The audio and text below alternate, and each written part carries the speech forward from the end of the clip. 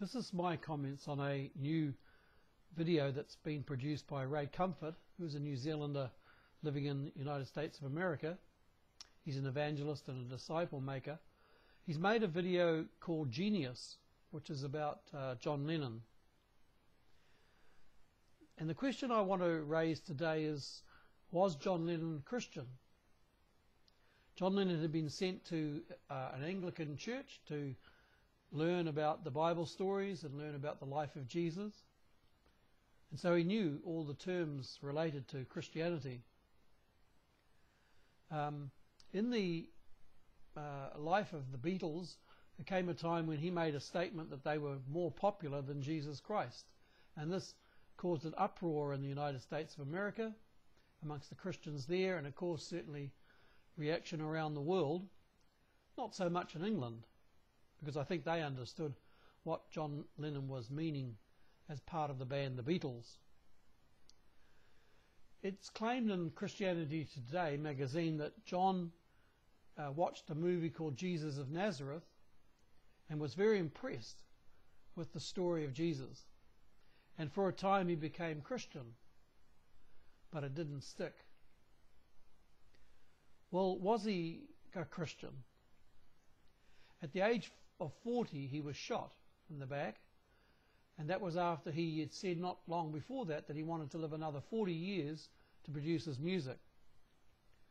One of his famous songs is called Imagine, and it says, "Imagine there's no heaven, imagine there's no hell, nothing to live for, nothing to die for." And if you follow the lyrics of that song, I don't think you'll come to the conclusion that he was what we would consider a Christian at that time of his life. Today in the Herald there was a article about a reggae musician called Jimmy Cliff. And Jimmy Cliff was brought up and grew up in the culture of Rastafarianism. And the reggae culture of Rastafarianism believed in having Haile Selassie, who was their Messiah, the Emperor of Ethiopia at that time, and they believed he was the Messiah, the Lion of the tribe of Judah. Jimmy Cliff says he was a Christian, and he had been a Christian, but then he converted to Islam, and he went off and then explored other religions. Jimmy Cliff claims he was searching for his the roots of who he was as a person, and he found out his roots, of course, were in Africa. And he says in the article that the truth is that all of the religions, meaning Judaism, Christianity, Islam, and the other religions, they all started in Africa, because they all came from Abraham, who Jimmy Cliff claims was the champion, who had gone down into Egypt. And of course Egypt is North Africa. Well, this is actually a lie. And it's a lie from Satan, who is, as Jesus Christ claimed, the father of lies. Abraham came from Ur of the Chaldees, which is in Mesopotamia, not Africa. Abraham only ever went down to Egypt to escape famine and to find riches in Egypt.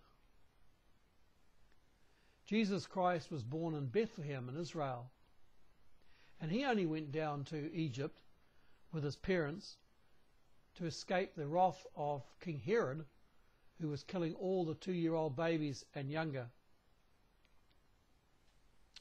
Muhammad, who is said to be the prophet of Islam, Muhammad was from Arabia, and he travelled up as a merchant to Jerusalem in Israel, and he heard the stories of the Jews, he read the Bible, he'd heard from the Christians, and then he rewrote those stories in his own book called the Quran.